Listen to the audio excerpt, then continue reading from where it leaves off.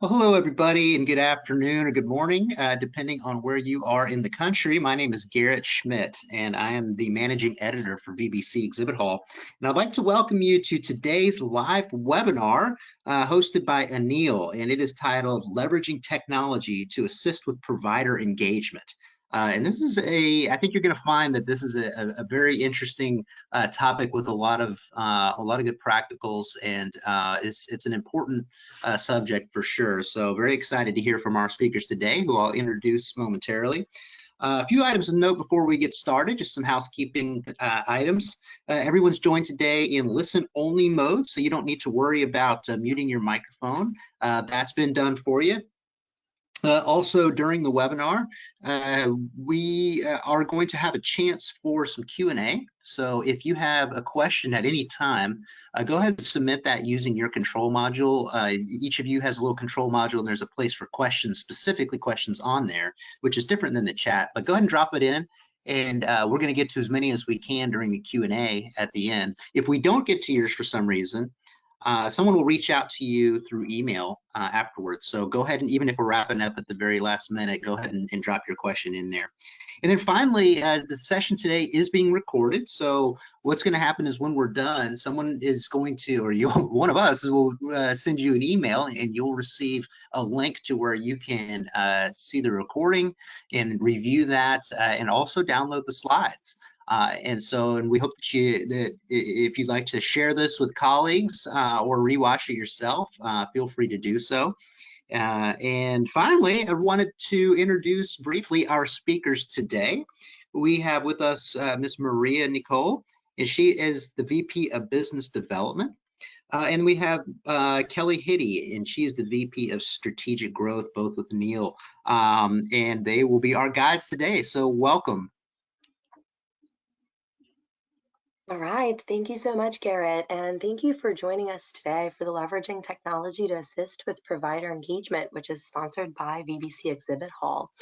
We're really excited to share our experiences with you and also hear regarding any successes that you've had, as well as any questions. So don't hesitate to submit questions to us throughout the presentation, and we'll try to answer them as best as we can. My name is Maria Nicole, and I'm presenting today with Kelly Hitty. So a little bit about myself. I'm the VP of Business Development here at AaNeel. I have over 14 years of experience in healthcare operations and strategy. I would like to think that I'm an expert in healthcare regulatory and compliance issues, accountable care organization development and operations, as well as physician engagement, as well as the healthcare technology implementations. I have a deep experience in informatics, analysis, interpretation of large data sets, and the healthcare IT product development. And I'll pass it over to Kelly to introduce herself. As Maria said, my name is Kelly Hitty. I currently serve as the VP of Business Strategy for AaNeel. Over the past 25 years, I've developed and led many successful healthcare strategies in both the ambulatory practices and healthcare technology space. Well, let's begin by taking a look at our agenda today.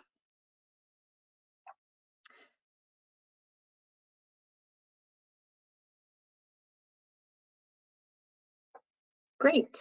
So we're going to start by discussing why the shift to value-based care and why physician engagement is so important in the value-based care shift. Next, we will review Max Weber's motivational tools to improve engagement. The philosophy was covered in a Harvard Business Review article.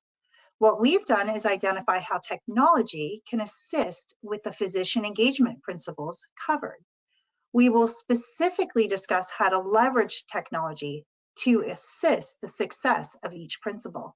And of course, we'll end with question and answers.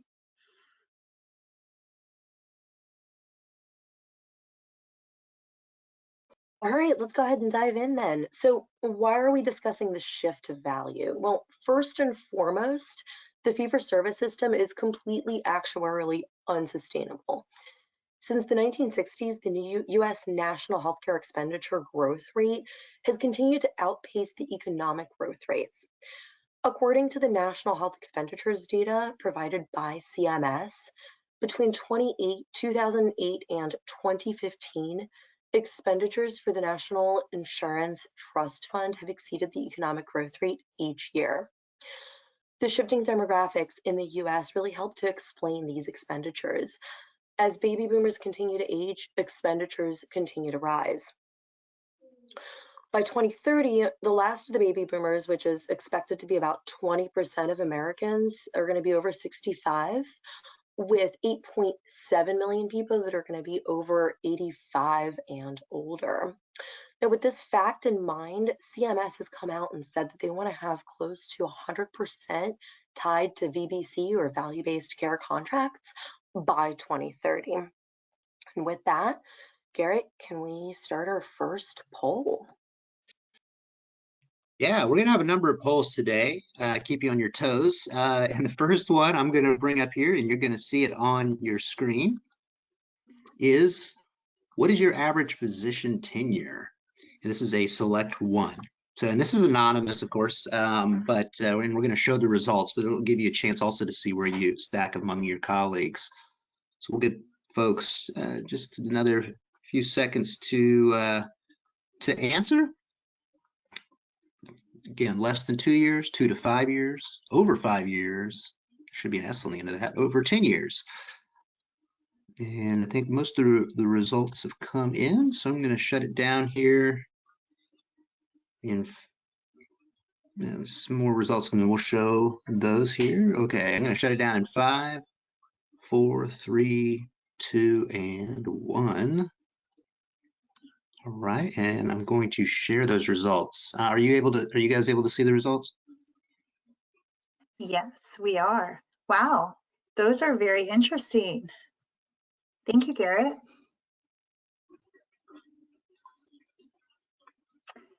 In organizations, average physician tenure can often be a key indicator of physician engagement. As I stated before, physician engagement is imperative in the shift from fee-for-service to fee-for-value. Lack of physician engagement will impact health outcomes and create negative patient experience. Gallup found that physicians who were fully engaged or engaged were 26% more productive than physicians who were not engaged or were actively disengaged. This increase equates to an average of $460,000 in patient revenue per physician per year.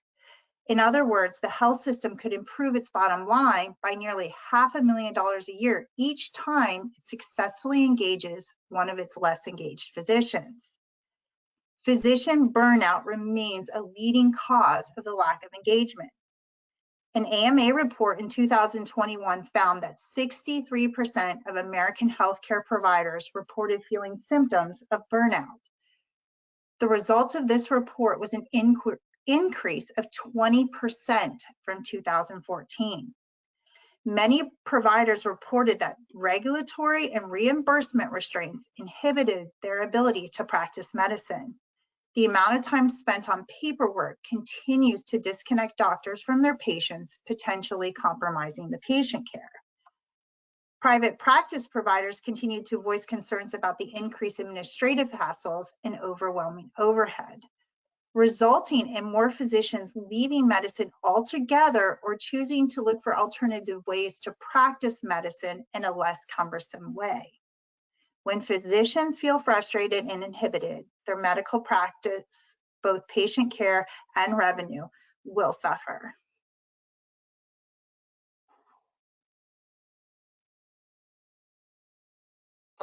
To jump in here and give you a little bit of an analogy. So we've all been in Zoom meetings and trying to eat our lunch while also on the phone and getting a text message from our significant other about some crisis at home. This multitasking is completely ineffective, and you probably feel really stretched thin, and you're not really sure which way to turn. Now, that's a life in the day of a provider, except the stakes are so much higher, and there's the added pressure since they literally have somebody's life on the line with each decision that they're making. Now, that's really stressful. And what's really more stressful is the fact that that provider could be treating your family member. Well, we've done a good job stating the obvious problem. physician engagement. Now let's move on to some solutions. To address physician engagement, you can leverage technology. Although to alleviate some of this stress and engage the physician, this process must be done very intentionally and thoughtfully. In 2023, many providers are burnt out from all the various technology that has been thrown at them to solve the problem. Harvard Business Review leveraged Max Weber's motivational tools and applied them to physician engagement. A bit of background, economist and sociologist Max Weber was first to describe 4 motivations that drive social change. Harvard adapted these principles for healthcare professionals. They are shared purpose, self-interest, respect, and tradition. Leaders can use these levers to earn doctors' buy-in and bring about the change to the system that is so urgently needed. What we have done is taken these principles and layered on top of it thoughtful technology. Technology can be leveraged to enhance these motivations. Garrett, would you mind taking another poll for us? As we run through the different pillars, we're going to ask each of the attendees to answer a few questions to get them thoughtfully thinking.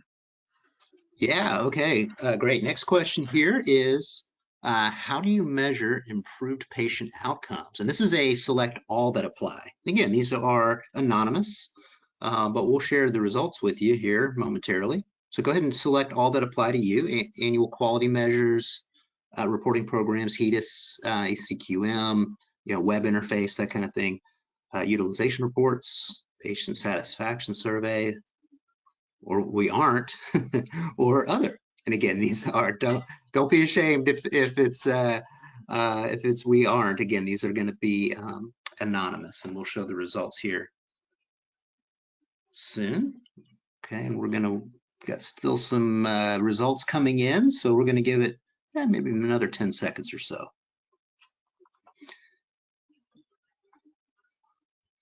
Okay, we're going to go ahead and shut it down in 5, 4, 3, 2, and 1, and I'm going to share the results. All right, Kelly, are you able to see these? Yeah, those are really interesting. What an impact using patient satisfaction survey. That has the most. Maria? Yeah.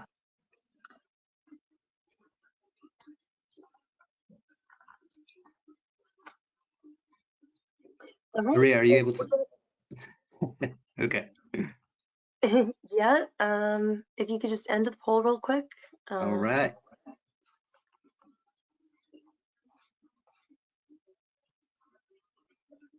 All right, so we're going to go ahead and dive into the first motivational tool, and that's to engage in a noble purpose. As the foundation, improved patient care has to form the core of any change that clinicians are going to embrace. So what we're going to do is look at a very dramatic scenario that's well described by the Harvard article that Kelly had alluded to earlier. During Hurricane Sandy and the Boston Marathon bombings, no physician was really worried or about compensation or the hours worked. They were all solely focused on helping the patient. In less dramatic contexts, when faced with individual patient lives or crises for those patients, a physician instinct is similar in putting that patient first. And that's exactly what we need to do in a value-based care model. In value-based care models, we always have to put the patient first. Patient care has to be at the forefront of these changes. And specifically, value-based care provides that opportunity to take better care of patients, whether it's closing gaps in care, reducing exacerbations, and keeping patients healthy. Technology can really assist with these endeavors. Specifically, providers can leverage reports to help identify the patients that are most at risk, even if they're not in their office at that time. You can get scheduled patients for an annual wellness visit, for example. And additionally, once that patient has been scheduled, it's important to get the most reconciled information in front of the provider. Now, this information needs to be displayed at the point of care without having to log into a separate tool. This data can be gathered from a variety of sources, whether it's claims data, EMR data, ADT feeds, social determinants of health data, and other sources. Providers can then take a comprehensive look at the patient's information to ensure that their care plans are inclusive of all of that aggregated information, whether it's medications, specialists, and gaps. And again, it has to be in a singular spot and reconciled. Now, before we move on to the next motivational tool to help with our engagement, we wanted to take another poll. So Garrett, over to you. All right, the polls keep coming. Here we go. Here's the next one. This one is also just as actually this is a select one. So how are you compensating physicians for going the extra mile? And if it's not applicable, just select other. Quarterly incentive bonuses for improved outcomes. Shared savings. We don't RVU based with no additional incentives, or we don't collection based with no additional incentives, or other. NA. All right, we're going to give it a few more seconds for the results to come in, and then we will share the results. We'll close it down in about 10 seconds here. Okay, about 5, 4, 3, 2, and 1. All right, and I'm going to share the results. Are you guys able to see it? Yes. Interesting. Okay. A heavy percentage of shared savings is how they're compensating for the extra mile. Great. Yeah, Thank you. that's great. Very cool. The second motivation tool is to satisfy self-interest. The what's in it for me. In the Harvard article, it is well noted that physicians are like everyone else. They're motivated by financial incentive and job security. Taking a deep dive into how you're currently compensating your providers is a great way to evaluate how your organization is addressing this motivational tool. For example, organizations can provide compensation tied to goals and achievement of the goals. In value-based care, some suggestions might be a certain percentage of AWV completions or perhaps TCM completion. Furthermore, it might mean improvements made in quality measure ratings and initiatives. This can either be a team goal or an individual goal. However, it is important to layer on top technology. Providers really need to understand their performance if their incentives are tied to it. Without transparency in the performance, it's impossible to complete continuous process improvement. Technology should allow for up-to-date, real-time feedback that allows a provider to adjust their strategy and win prospectively rather than retrospectively losing. Well, Garrett, it's time for another poll to set up for the next principle. All right, here we go. Launching now. How are you reporting physician performance? And this is select one. Provider dashboards, which should be a self-led. Monthly one-on-one meetings, monthly group meetings, or other. I'll give you guys a second to answer. Again, this is just a select one that mostly applies here.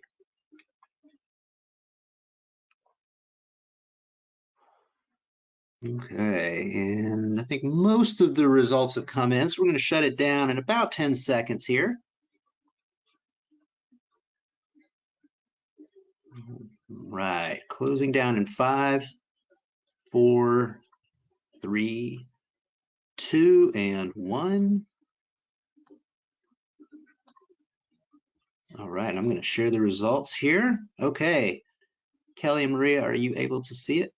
Yeah, one-on-one group meetings have a large percentage together, and then self-led as well. Awesome, thank you. Mm-hmm. Sorry, you have to keep putting it into presentation mode, Maria. There we go. Oh, good. I'm getting good at it now. All right. So the last motivational tool that we wanted to cover today is to earn respect. And that's well described by Harvard again. And high performing organizations are increasingly reporting to physicians how their personal performance compares with that of their colleagues. Now, another way to earn self respect amongst your colleagues is, of course, to pitch in and make it a team based effort. And it's really important, obviously, in a value based care approach. Wanted to provide a personal example just last night that happened. My husband is a physician, a practicing physician, and he had offered to take call for one of his colleagues, completely uncompensated, just to earn that additional self-respect from his peers. So just another way to earn that self-respect amongst your peers, and obviously that is important and an important aspect. And with that, we're going to go ahead and jump into our last poll. All right, we're going to finish strong here. We got one more polling question. This is an easy one here. Do your physicians know your vision, your organization's vision? This is select one, yes, no, or I'm not sure. And again, this is okay. Don't be ashamed one way or the other. This is all anonymous, and we'll show the results here. But it's kind of a good barometer of where we are with physician engagement here. And we've got most of the results in here, so we're just going to give it a few more seconds. And we'll shut it down in 5, 4, 3, 2. This is a long 5 seconds. 1. Here we go. All right. Sharing the results here. That's very, very amazing. 60% yes. And 40% honest saying I'm really not sure. As we know, Garrett, physicians value membership in an organization, but the vision sometimes remains the same, but the strategy changes. So we'll move on. We'll move on to the final slide before we come to a close.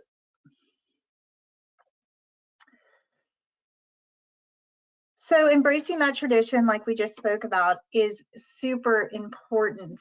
Most physicians do understand the overall arching vision to offer quality medicine to the patients, but with all the impact of regulation changes and financial changes, as organizations, we're called upon to change our strategy to achieve it. So again, it's important to take a deep dive into conversations with your providers and make sure they truly understand the organization's strategy to accomplish the vision. Technology allows organizations to show the progress towards the goal or towards the new strategy or initiative and teach the areas of opportunity in a more proactive manner. This allows providers to feel really engaged in accomplishing that strategy, and they're able to see how far they've come together with the organization to accomplish those goals.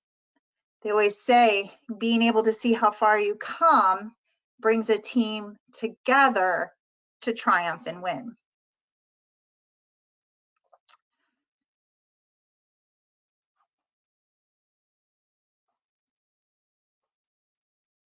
All right, so now that we've covered the motivational tools, we wanted to tie it back into technology.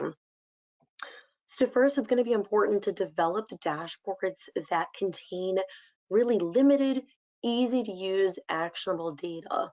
Allowing doctors the visibility of their performance is really important and be able to compare that to their colleagues. That's the first step. It's important that everybody's on the same page regarding that performance and the organization is moving in the same direction, whether it's the leadership team, the physicians, and the clinical team. Next, you'll want to develop workflows on how the providers should engage in a team-based approach with technology, of course, assisting those efforts. the technologies should support the workflows of the clinical teams. Now, specifically, these solutions are going to be accessible at the point of care, as we had mentioned earlier. As an example, AaNeel has developed a point of care solution called Annex, and that's a Google Chrome extension that pops up in the EMR to help the provider close gaps in care. It reconciles all of the information from the disparate sources so that you could really make actionable decisions with the use of technology and integrate it into your team-based approach. And last but not least, you're going to want to develop financial incentives for meeting the performance thresholds. Leveraging technology to identify those performance goals is going to be important. Financial incentives could really use to motivate those clinical teams. As we've seen in our poll today, you all use a variety of different methods to reward the clinical teams as well as providers. You'll want to generate reports for left on the money table calculations, which could be really helpful in this. So, for example, if you're completing an annual wellness visit or a transitional care management visit, these are fee-for-service services that are going to enhance the value-based care experience. However, if the provider is not completing these visits, it's not only the patients that are suffering, but there's also obviously a revenue component that's suffering. And revenue sharing is definitely going to be part of that equation. Now, with that, I'll pass it over to Kelly to close us out and take us into questions.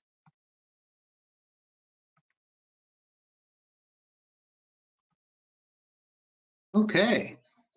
All right, guys. Well, yeah, thank you so much for this presentation. There's obviously a lot here. We can't cover everything in one sitting, but we do have some time for some questions. So if you do have a question that you'd like to ask either of our speakers, go ahead and submit it now using your control module, and we're going to get to as many as we can. So let's go ahead and dive in. And the first question here, in no particular order, is will we get a copy of the slides? Yes, you will get a copy of the slides. We're gonna, if you didn't hear earlier, I'm gonna send out an email afterwards and you will get a link to where you can watch the recording and download the slides there. So next question here is, what kind of key performance indicators do you use to monitor monthly physician performance? That's a fantastic question. That can be done across several key areas, whether that's financial performance, so looking at metrics like PMPM, per member per month, or per member per year calculations, or alternatively utilization metrics, usually done in the per 1,000. So looking at utilization across skilled nursing facilities, hospital utilization, ER utilization, and post-acute care utilization. Kelly, did you have any others to add? I think it's also important, we have some benchmarking in there. So what is your county doing, your state doing, and nationally, are they performing above or below? Just so that your physicians can see how they compare to their peers as far as utilization is concerned. And of course, you know my favorite, the AWV, because they say that 85% of the risk adjustment diagnoses as well as the quality is completed there. Yeah, I absolutely agree with you regarding the annual wellness visit, and that's going to be a key pillar, as we talked about earlier today.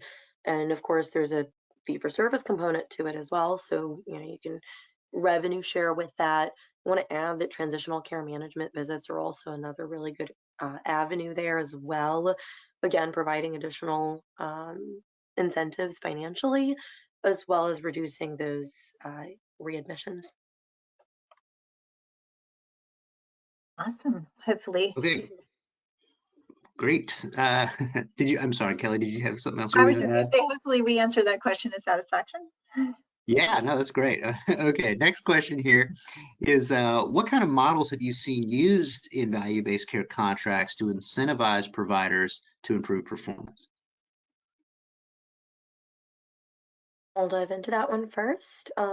So various models, again, revenue sharing in fee for service. So if you achieve a threshold of a certain number of completion of annual wellness visits, for example. The other one that I've seen is, of course, the shared savings component that some of you are utilizing.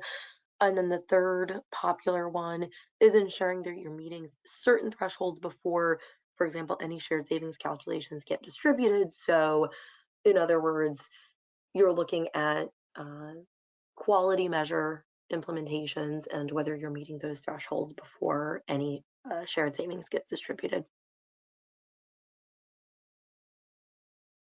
I think you covered that very well, Maria. Great. Okay. Very good. Next question here is value-based care is a team-based approach. How have you motivated other team members beyond just your physicians? I can start with that, Maria, if you'd like. Yeah, that'd be great. When running large primary care, we set goals for what was called care navigators to assist with completing HRAs, or the initial assessment for AWVs.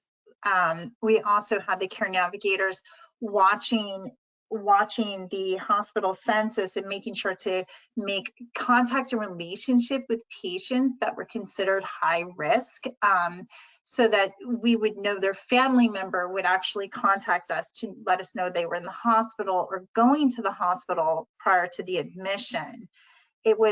We gave them KPIs of a percent that we needed to capture based on utilization and need, and we awarded them with bonuses so that they were able to share and feel satisfied with the good care approach.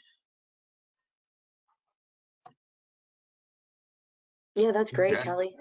Absolutely agreed. And I'll just add a really simple anecdote. So, um, when I was engaging physicians across the country in a prior role, what we've done is, for staff that didn't understand the purpose of calling the patients for a transitional care management visit is like, it's Friday, I don't feel like doing it.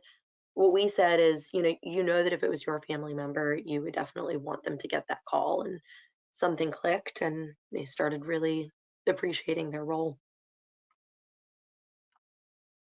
Awesome. Great. Okay. Next question here is what have you seen as the biggest challenge or challenges that are faced with engaging physicians? Yeah, I'll start, and Kelly, I'll pass it over to you. I think some of the biggest challenges, I'll again provide a very specific example, is around care management programs. A lot of the times, a care management program will get outsourced to third parties without the physician even understanding that their patients are getting contacted. And when the administration implements an initiative without having the physician buy-in and a physician champion and having the physician talk to their patients, a lot of the times it'll really decrease physician engagement in those programs and really decrease patient engagement as well. Yeah, I agree with that. I also would add to that, trying to push too many initiatives at one time on the physician, because we all know they're seeing the patients. So they're trying to deliver medicine, and then we're telling them, oh, do this a little different, oh, do this a little different, but really giving them 3 things to accomplish that meets most of the strategy at a time, and allowing them to adjust their workflow so they feel comfortable with the changes that are being made. The other thing is I gotta say, giving them a strong right-hand person, their nurse, their MA, however your organization does it, that is just as knowledgeable and has the information for the physician to continue to remind them or to set them up for success.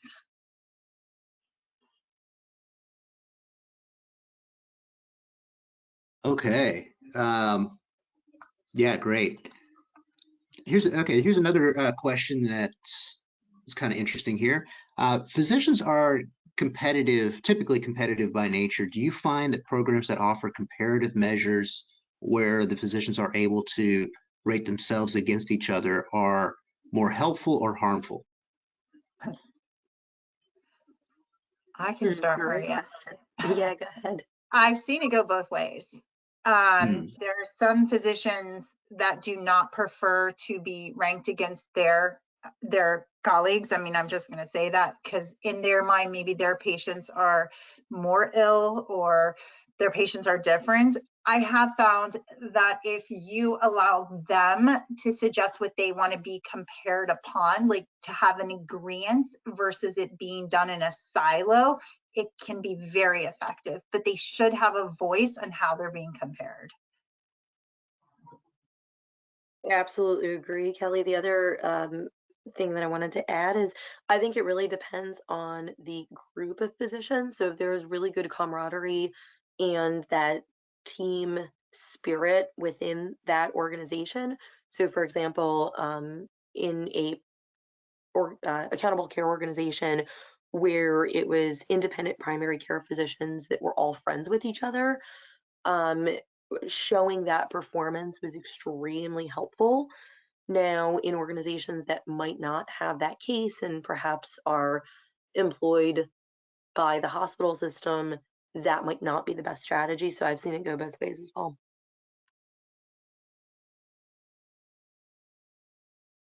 So I would agree. Interesting. Camaraderie is definitely going to be important. Support, a safe space. I think that that's important. Great. Next question here is, do you think that it's useful to have all your physicians gather together in any sort of regularity in person? Or is this able to be accomplished virtually as well? I would definitely say in person is extremely important. And again, I think that goes to the last question of building camaraderie. Virtual is, a nice alternative right now, but I think especially for organizations that are across multiple states, it's important to be able to come together for a weekend retreat, for example, and identify that shared purpose that we had talked about earlier in our presentation and understand what the shared vision is and where the organization is heading, as opposed to having that day in and day out, especially if you're virtual, you know that there's all these distractions coming at you.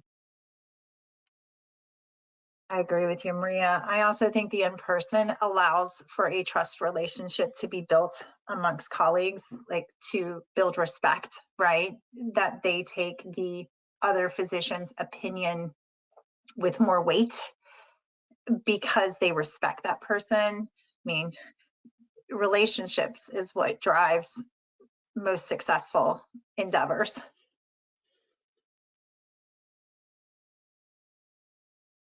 Yeah, no, I think that's a great answer. And of course, I'm sure it depends somewhat on the geographical Sure. setup of your particular organization. And then finally, the last question we have here, and if you have a question that you wanted to submit, go ahead and do that now. And but other than that, this will be the last question we tackle is, what do you guys see as the future of physician engagement? Are there any applications you've heard of that are cutting edge or involving AI? I'll take that one. So again, we've mentioned Annex in our presentation earlier today. Definitely think that that's something that is going to be the future, and making sure that everything that is reconciled, whether it comes from claims data, EMR data, and other sources, is reconciled in a single point of care solution so that the physician does not have to go hunting in various different places. And hopefully it helps the physician um, achieve their goals and helping them make their day a little bit easier and a little bit better. In terms of AI, also obviously a significantly hot topic at this point in time.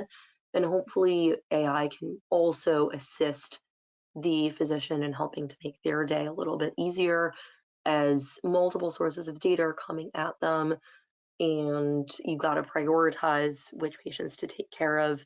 It should be hopefully a tool for them to leverage, but ultimately it's going to be still their decision and their decision making that is going to drive physician and patient engagement. Kelly, over to you. I definitely agree with you. To me, the most cutting edge technology is actually simplistic for a physician's view, that it isn't just about the technology when seeing the patient, that it's easy to access, not a lot of clicking. It gives the best broad overview, which AI is able to do that, and not voice AI. I'm not sure about that, but using the bots to identify things the physician has documented before but might not have captured in a diagnosis code or something like that. But as far as cutting edge technology, we all know it depends on the other technologies that you're using. I truly believe in the AaNeex product, it offers 6 different views that help the physician make clinical decisions or decide if things are pertinent or not pertinent in that patient's continued care. Yeah, that's a great answer. I'll leave you with one final question here, and that is, in an overall sense, in a large organization, do you find that physicians are more driven by the carrot or the stick?